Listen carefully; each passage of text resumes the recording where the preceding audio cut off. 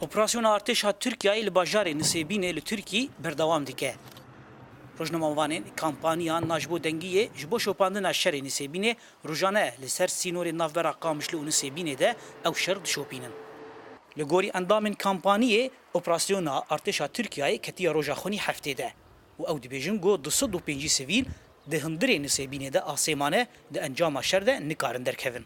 Li gorî agahiyê herî dawî got îro ketin dest me de di sud û pêncî sivîl li taxa Firat li bajarên Nisêbînê dorpêç bûn û nikarin ji wî bajarî derkevin.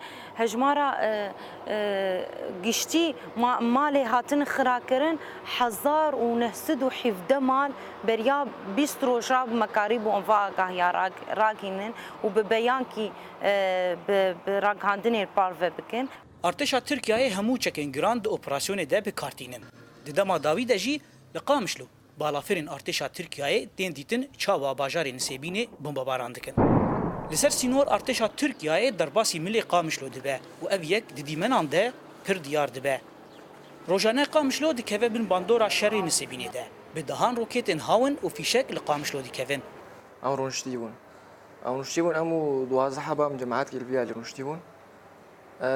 قذيفة هاون هات لسن كت وبجقي em حشحة بريندار بون حتى في شكات الحوشة مكات المطبخ مكات وقت بوكام هاتمانا كشتين وأمن كارن رازين وأمن كارج دنجي بنادر كمن دردا حتى زارو كيما ترسن بعض دند بيفادنجي تقنيتي أمن كار نما كان تقدين يعني د انجام کتنا روکتین هاونا او فیشکان ده به دها بریندار هنه و هر وها سه کشتی جی د انجام کتنا وان روکتان ده هاتنه کشتن لالیه دنجی بانزرین ارتشا ترکیه درباسی در دورا 10-20 متران درباسی خاکا قامشلو بونه لالی کی دن کمپانیا ناش بو دنگی بو بدنگیا شر الانسیبینه دبیجه گو هشته جاری ارتشا ترکیه خاکا سوریه لروجاوای کردستان درباس کریه زانا عمر دنگ امریکا لسر سینور دنافبرا